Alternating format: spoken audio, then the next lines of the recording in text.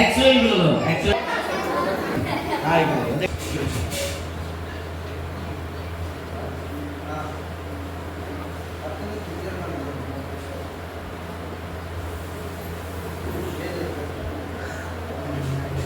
Dura, dah, wait, dah, pergi.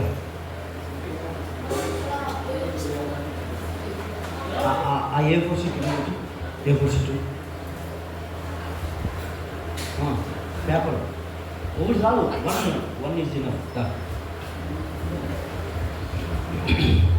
ఓ pen తెచ్చుకో, pen తెచ్చుకో.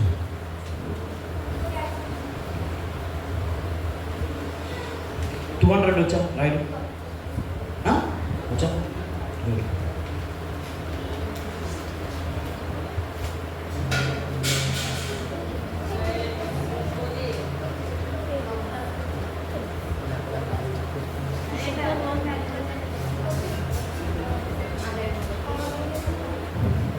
దీని మీద 200 ఆడబెట్టుకో త్వరగా. అచ్చా పెద్దగా రాయి. ఏంటది? ఓకే పిల్లలు దీంట్లో ఉందా? నా చేయి వచ్చిందా లేదా? వచ్చిందా? దీంట్లో ఉందా చూడు. ఆ రాచిందా చూపించు. పిల్లలకి ఎంత? 200. సో దీంతో పిల్లలందరూ చాక్లెట్లు తీసుకొచ్చేయాలి. పెన్ ఇది ఎవరు? మీ దగ్గర ఏంటి చూస్తున్నావు? ఏంటి అంతరా పిల్లలు అంతది? మరే వెళ్ళు పప్పులు వచ్చాయి. పప్పులో పిల్లలు చాక్లెట్లు తీసుకురా, అందరూ పంచాలి. ఎత్తవా చెప్పు. ఎందుకు ఇది ఎంతరా పిల్లలు? మరి ఇంకా 200. ఈ 200 ఇచ్చావు కదా, దీంతో పప్పులు తప్పు. ఏం నవ్వుతావు? రావా పిల్లలు? దీనికి రాదా? రాదు. ఎందుకని? పేపర్. సో ఈ పేపర్కి ఏం లేదు, గాలి లేదా? గాంధీ బొమ్మ లేదా? మీ గాంధీ బొమ్మ అది కాదు. కానీ విలువ లేదంటే ఏంటంటే ఇది కాగితం కదా, ఇది నోట్ కాదు, ఇది జస్ట్ ఓన్లీ చిత్తు కాగితం కదా. సో మన జీవితం కూడా మనం అలా అనుకుంటున్నాం. పిల్లలు మన జీవితంలో చిచ్చి నేను ఎందుకు పనికిరాను, ఇక నేను వేస్ట్, ఆ బియ్యం ఎందుకు రాయి తింటావారా, ఎందుకురా మరి ఇటు జరగనా. సరే వినండి, నా జీవితానికి ఎందుకు పనికిరాదు, నా జీవితం వేస్ట్ అని మనం అనుకుంటున్నాం. జిప్పే ఓకే. దీంట్లో చేయి పెట్టు. ఏటుందా? జిప్ తీసి చేయి పెట్టు, బాగా పెట్టు, ఇంకా పెట్టు. ఏమన్నా ఏటుంది? ఏటుంటుంది? జిప్పేసి. సో ఈ విలువ లేని కాగితం దేనికి పనికిరాదు కదా. కానీ ఈ పిల్లలు యేసయ్యకి మన హృదయం ఇచ్చిన తర్వాత విలువ లేని మన బ్రతికి దేవుడు విలువిస్తాం. ఆ కాగితం మనసు పెట్టండి. మనకు పెట్టు, ఇంకో ఫోల్డ్ చేయి, ఇంకో ఫోల్డ్ చేయి, దీంట్లో వేసి. సో ఈ పేపర్కి ఏం లేదు, విలువ లేదు. కానీ ఈ విలువ లేని జీవితం కనుక ఏసెక్కిస్తే, నీ జీవితాన్ని కూడా, నీ హృదయాన్ని కూడా ఏసెక్కిస్తే, ఈ విలువ లేని బ్రతికి దేవుడు ఏం చేస్తాడు చూద్దాం. రెడీ, 1 2 3.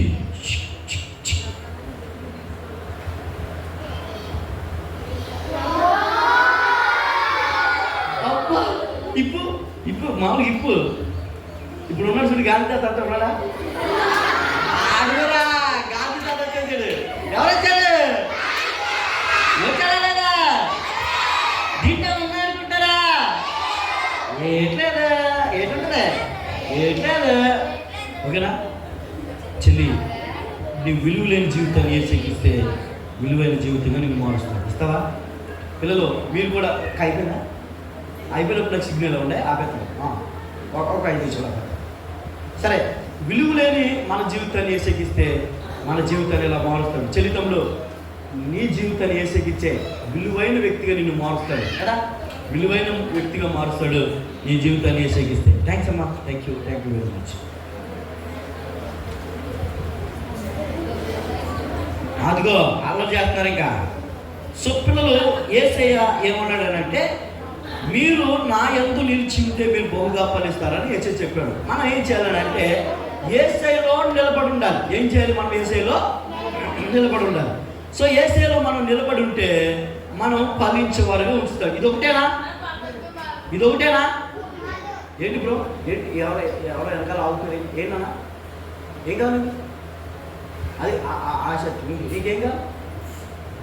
నీకు ఎల్లో టీషర్ట్ ఏమైనా కావాలి? ఇప్పుడే మాట్లాడాలంటే ఏమైనా కావాలా? చూస్తావరా? మ్యాజిక్ చదివిందా? మరి ఉండి మా ఉంటున్నాయి. సో మన జీవితాన్ని, విలువైనటువంటి మన జీవితాన్ని ఏసెక్కిస్తే మనల్ని ఫలించేవారుగా మనం చేస్తాడు. ఒకటే కాదు, జ్ఞానం ఇస్తాడు, ఆరోగ్యం ఇస్తాడు, మంచి చదివిస్తాడు, మంచి జాబ్ ఇస్తాడు. అలాగా దేవుడు మనల్ని ఆశీర్వదిస్తాడు. ఎప్పుడు అని అంటే మన విలువైనటువంటి జీవితాన్ని ఏసెక్కిచ్చినప్పుడు. ఏసెక్కిచ్చేద్దామా? చెప్పండి. యేసయ్యా, నా విలువైన జీవితాన్ని మీ చేతుల్లో పెడుతున్నాను. దొంగతనం చేయను, అబద్ధాలు ఆడను, బూతులు తిట్టను, అమ్మ నాన్న మాట వింటాను, నీకు ఇష్టమైన బిడ్డగా జీవిస్తాను. అలా ఉండడానికి సహాయం చేయండి. నేను ఫలించాలి యేసయ్యా, మంచి జ్ఞానం ఇవ్వండి అని యేసయ్యని అడిగితే యేసయ్య రెడీ 1 2 3 ఇలా చేస్తాడు. నీకు జ్ఞానం ఇస్తాడు, ఆరోగ్యం ఇస్తాడు, మంచి చదువు ఇస్తాడు, జాబ్ ఇస్తాడు, ఓకేనా, తెలివితేటలు ఇస్తాడు. దేవుడు నేను ఉన్నత వ్యక్తిగా మారుస్తాడు. ఎప్పుడనంటే యేసయ్యకి నీ హృదయాన్ని ఇచ్చిన తర్వాత. సో అలాగే వాటర్ ఒక బేస్ని ఒకటిని ఒక జగ్గుతో వాటర్ త్వరగా ఈ 2 మ్యాజిక్ చేసి, ఈ పెద్ద మ్యాజిక్స్ 2 మ్యాజిక్ చేసి నేను ముగిస్తాను. ఓకే, మాట్లాడే అమ్మలు కావాలి అక్కడికి. మరి అల్లరి చెప్తే రాడు. మరి ఏమనుకుంటున్నావు? నువ్వు అల్లరి చేసేవాడుకో, మాట్లాడే బొమ్మలు రావు, ఎవరు రావు, తర్వాత నీ ఇష్టం. సరే పిల్లలు చూడండి, మనం మన విలువైనటువంటి జీవితాన్ని సాతానికి ఇచ్చేస్తున్నాం. సో ఇది పావురం. దేంట్లో ఉంది పావురం? పంజరంలో ఉంది. ఎక్సలెంట్ పిల్లలు. సో పంజరంలో ఉన్న పావురం ఎగరగలుగుతుందా?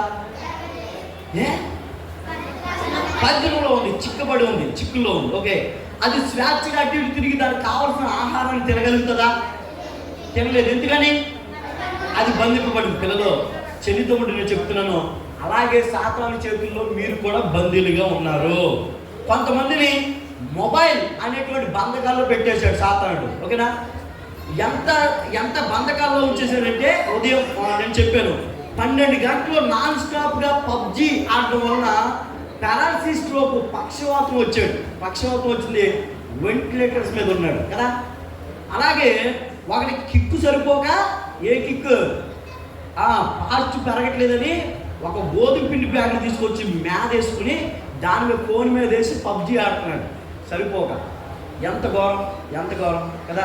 ఎంతగా ఎడిక్ట్ అయిపోయామనంటే సాతానికి, మనల్ని సాతానుడు అంతగా ఎడిక్ట్ చేసేసాడు. ఇక చదువు లేదు, సంధ్య లేదు. కరోనా టైంలో స్మార్ట్ ఫోన్ కొనిస్తే దేనికో దానికి వాడేశారు కదా.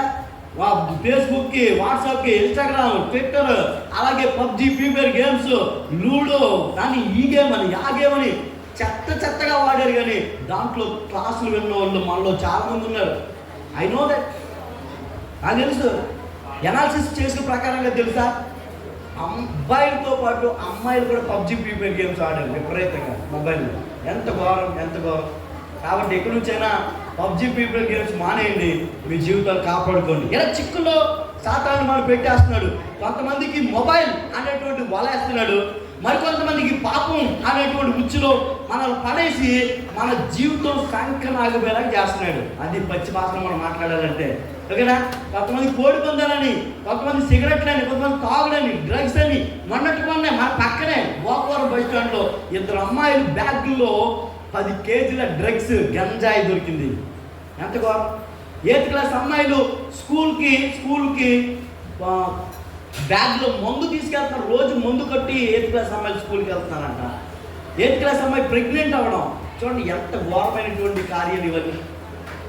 ఒక 77 సంవత్సరాల ఆ కుర్రోడు ఒక 3 నెలల అమ్మాయిని రేప్ చేసి చంపేశాడు. ఎంత ఘోరం అండి. పాపం ఎంతగా పేటెళ్ళిపోతుందంటే సాతాడు మనల్ని వలలో ఉంచాడు. దేంట్లో ఉంచాడు? పాపం అనే పంజరంలో ఉంచాడు. చెల్లి తమ్ముడు, ఒక సేవకుడిగా చెప్తున్నాను, ఆ పాపం అనే పంజరం నుంచి బయటకు వచ్చి పచ్చిగా చెప్పడం ఒక మాట, ఒళ్ళు దగ్గర పెట్టుకుని చదువుకోండి, మీ జీవితాన్ని కాపాడుకుంటే అలా బానిసత్వంలో ఉన్నటువంటి మనల్ని వేసి ఏం చేద్దాం తెలుసా? రెడీ, 1 2 3 ఇలా ఉన్న జీవితాన్ని దేవుడు ఆ బానిసత్వం నుంచి మనం విడిపించి రెడీ 1 2 3 ఎలా మనల్ని చేస్తాడు? ఎలా చేస్తాడు మనల్ని? ఇలా చేస్తాడు. చెల్లి తమ్ముడు, ఇలా ఫ్రీడమ్ బర్డ్గా ఉండాలి అని అంటే యేసయ్యని నీ హృదయంలోకి చేర్చుకో. యేసయ్యని హృదయంలో చేర్చుకుంటే ఆ బానిస బ్రతుకు అనేది నీకు లేకుండా యేసయ్య నిన్ను చేస్తాడు. అదిగో మాట్లాడుతున్నారు, ఇంకా భోజనం అయిపోయిందంటే నేను ఆపేస్తాను. చివరి మ్యాజిక్ చేసి ఆపేస్తాను. మీరు వద్దు చెయ్యి అన్న ఈ మ్యాజిక్తో ఆపేస్తాను. ఓకే పిల్లలు, ఇదేంటో తెలుసా మీకు? ఏంటిది? ఆయిల్ వేసుకునేది. Okay good. అప్పట్లో కిరోసిన్ వేసుకునే వాళ్ళు. ఇప్పుడైతే కొన్ని బొంకుల్లో ఉంటున్నాయి. తీసుకెళ్ళిపోయి బాడీలో వాటర్ పెడతారా?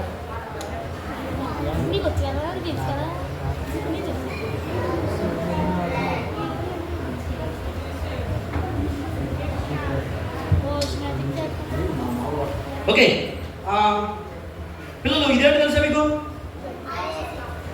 అదే గరాటా కదా. సరే, దీన్ని గరాటా అంటారు.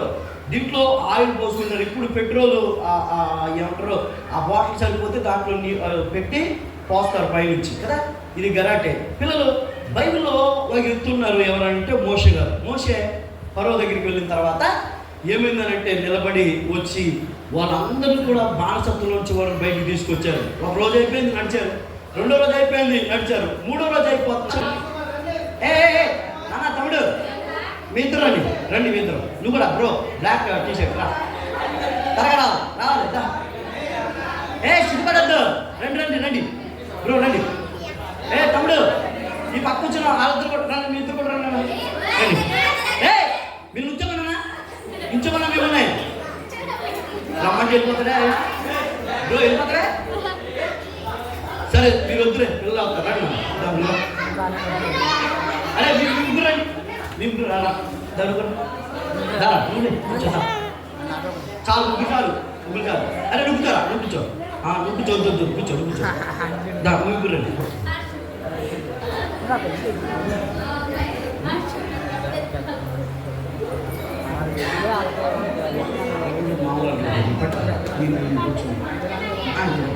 పట్టు. ఓకే పిల్లలు ఇట్లా. అరే పిల్లలు, వీళ్ళిద్దరూ ఇట్లా అటు తిరిగి కనపడాలి. అట్లా అవ్వలేదు. ఓకే పిల్లలు వీళ్ళిద్దరూ మంచి క్లోజ్ ఫ్రెండ్స్. ఓకేనా? ఇలా పట్టుకోండి, నేను పట్టుకున్నట్టు ఇలా నేను పట్టుకున్నట్టు.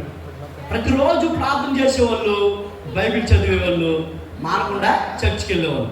వీడు మాత్రం కొంచెం మంచి ఫ్రెండ్ కాదు. ఇవన్నీ అలవాట్లు ఉన్నాయి. తాగుడు, సిగరెట్, మందు, కోడి పందాలు, ఆ తర్వాత మొబైల్లో పబ్జి, ఫ్రీ ఫైర్ గేమ్స్ ఆడడం, ఇవన్నీ వీడికి ఉన్నాయన్నమాట. ఈ దురలవాట్ల చేత వీడు బాధపడుతున్నాడు.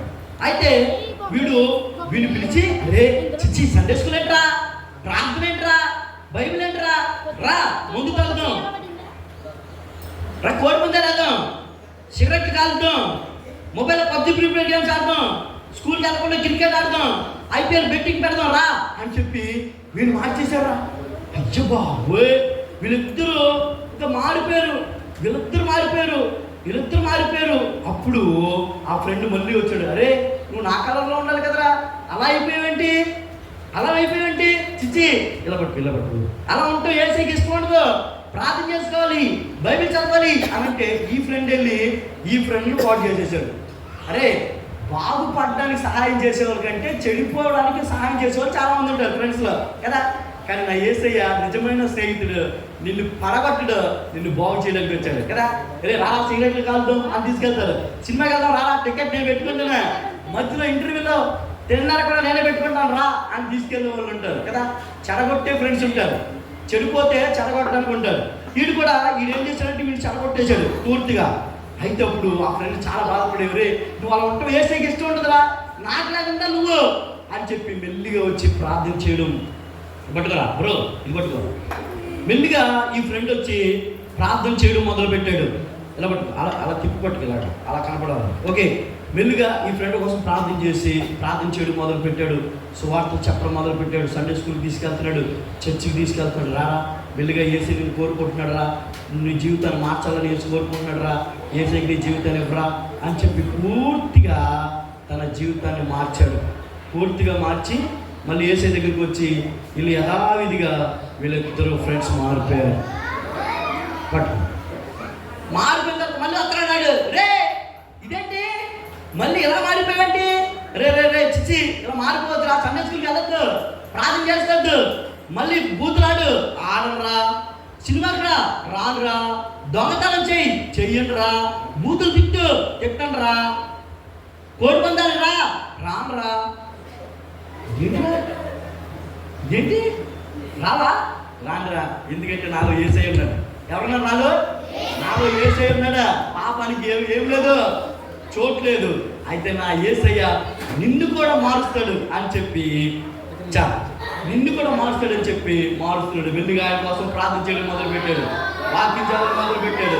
ఈ ముగ్గురు పిల్లలు మారి మందిరానికి వెళ్తున్నారు, మానకుండా చర్చికి వెళ్తున్నారు. నిజంగా ఎంత గొప్ప విషయం. పిల్లలు ఏసై కనుక మీ హృదయంలో ఉంటే ఏ పాపం మీలోకి రాదు.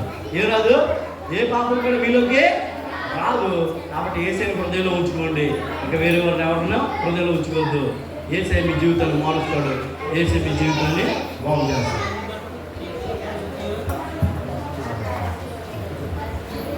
ఒక చిన్న ప్రార్థన చేసుకుందాం. అలాగే తనలో